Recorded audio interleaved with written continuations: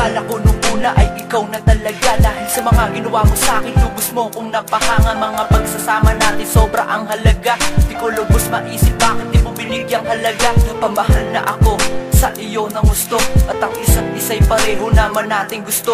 Ngunit gumugulo ang isip kung bakit biglang nasira, kung kailan tumagal unti-unti nang nawala. Ang tiwala na buong buo ko na binigay, nagkamali lang ako.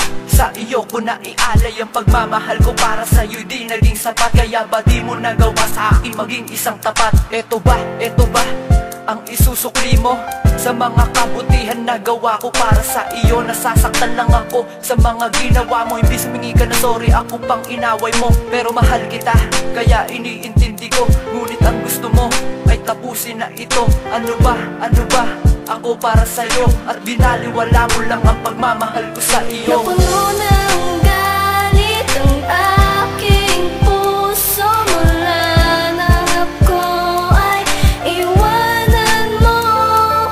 Ngayon handa na ako pagkawalan ka, pati ang sakit na nadarama. Ako, hindi ko naisipan ng sumuko, pero bakit sa'yo'y napakadali lamang nito? Ganon na lamang ba ako kababaw sa iyo? Samantalang ang turing ko sa'yo'y aking mundo. Naging masamang anak ako at kapatid, para lang pagmamahal ko lubusan kong ipabatid. Ngayon sa puso ko ay puro na lamang galit. Ang nadarama ng puso ko ay sobrang nasakit. Alam kong kahit anong sigaw di mo maririnig. Oo nga pala, isa ka nga pala kasing malit. Kaya dito sa awitin ko na lang itinuon, mawala na sana sa puso ang galit na nakabaon. Napuno ng galit ang aking puso, mula nang ako ay iwanan mo. Ngayon handa na ako pagkawalan ka, pati ang sakit na nadarama.